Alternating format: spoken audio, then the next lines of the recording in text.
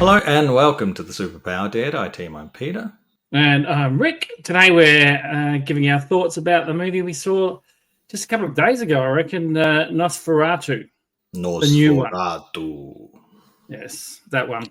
The new one. I've actually also had a look at the previous versions of Nosferatu, so the 1920s one and the 70s one. So I've had a bit to compare things to. Oh, excellent. I haven't, because I don't like to compare, because I always come up short. Nosferatu. I liked it. I think I'd even border on really liked it. It's a very slow burn movie. The plot pretty much follows. It's a Dracula ripoff, isn't it? Nosferatu is the 1920s one was done by a German company, and they didn't want to pay for the rights for Bram Stoker's Dracula, and so they thought that they changed enough to get away with it. But it turned out that Bram Stoker's widow found out about it, sued them, and they couldn't pay. But so the court ruling was that they destroy all copies of it. But some copies obviously escaped that, and now it's become well-regarded piece of cinema history for its time. Some of the effects and lighting and things like that were like, it's considered like a really good horror movie that has influenced a lot of people. So then in the 70s, Werner Herzog, because that movie really influenced him, the Nosferatu, so he remade it as Nosferatu the Vampire, I think it's called.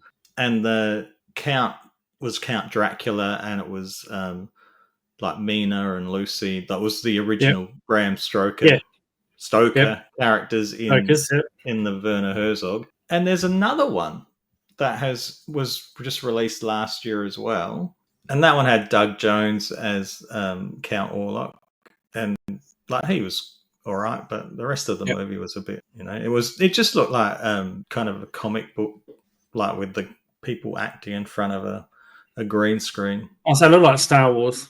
Kind of a bit like Sin City, but not as good. So that brings us to 2025, and we have Robert Eggers, who also grew up watching the 1920s version, and he's decided to remake this. This was going to be his second film after The Witch, but then that sort of fell through, I think, and then he went on to make The Lighthouse and The Northman, I think it was. I haven't seen that one. I haven't seen those movies, but I've been doing some digging around. So he's definitely got his own style.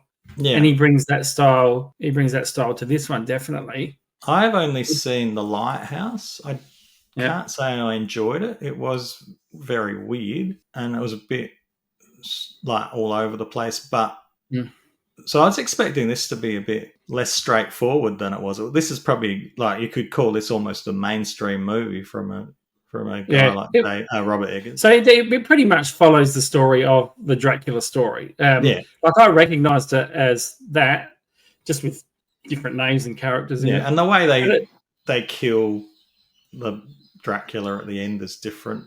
That's in all. I think he doesn't bring a plague in Dracula, though, does he? I think that's new too. I think the plague. Oh, maybe the plague was in the original Nosferatu, but it's definitely the plague comes into it. Yeah, but basically, it got the beat. He's got a different ending to the general story, but you've basically got your Jonathan Harker, the standard characters from all of them. But it's very atmospheric, and it sets time. Like, visually, it's stunning to watch, and they do things with I don't know how to put it any different, like angles. Sometimes it looks like you're looking from something from the top down, and then all of a sudden you're like on a flat shot or something like that. It's just it's unsettling, I think, is the way they try and set it up, using all the shadows. And I think they did a lot of editing where it would zoom in on something and then go like open up on the next scene. Yeah. Please like and subscribe. And our bad guy, Nosferatu, a.k.a. the Count Orlok. Was Bill Skarsgård.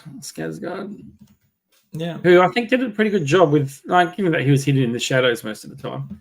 I found him a little bit hard to understand sometimes. Yeah. Like the accent and the deep voice. So sometimes I was like Could have done with some subtitles, I think. Oh, well, it could be And the I ladies didn't like the talking about movies. moustache. I did not like the design of the moustache either. No, because I actually thought the moustache was good. This is the thing, because I thought, I didn't like that. my understanding of the history of Dracula is that he was based on Vlad the Impaler. Vlad the Impaler. I think that's and what Vlad the I thought. Impaler- I think that's why Yeah. they've given him a big thick moustache. But yeah, and it's sort of liking the image of that, and always in the shadows. You get to see him kind of in his full old gross self at the end, in probably one of the more disturbing scenes of the film. and there were scenes like what they used lighting, or I don't know whether they desaturated scenes afterwards or whatever. But there were scenes that looked like it was black and white.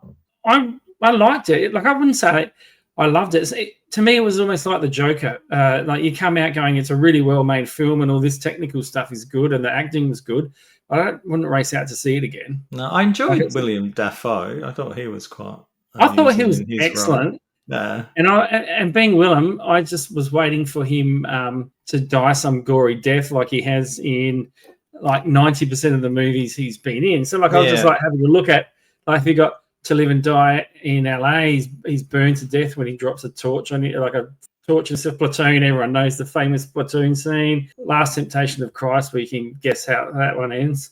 Wild at Heart, accidentally decapitated by a shotgun. Spider-Man, he got stabbed by his own glide. There are a lot of movies that he just finds a grisly death. And but when he sets the coffin alight so that the count can't return to it, and the whole the mausoleum's or cellar is burning up, and I thought, oh, that's it. He's going to like catch on fire and come screaming out. I liked his character because he was the one that sort of went in a world of everyone just following the new world as it was back in the 1860s of following science and fact and all that. And he's, well, there could be other things out there. I haven't experienced them, but we've closed our minds to the possibility of that, and which is how he gets brought into the film. So I'm a crazy professor.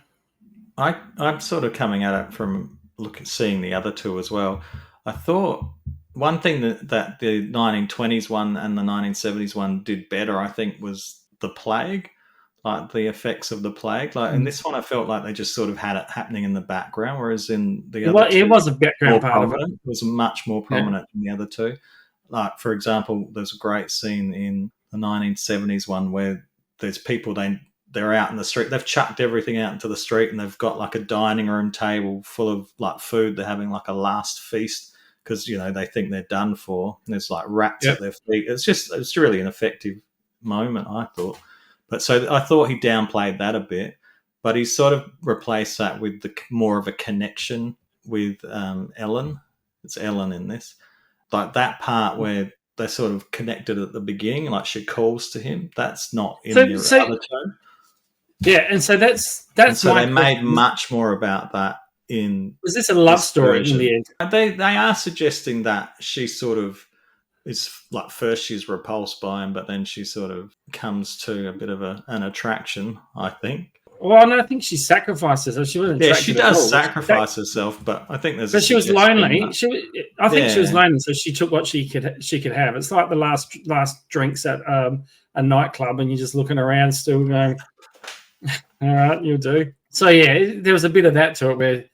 So they play that. The only thing about that is that making her more of a focus in this. I didn't really think that Lily Rose Depp was up to the task. I thought she was okay, but when it was those emotional scenes, I don't think that she was up for the task of that.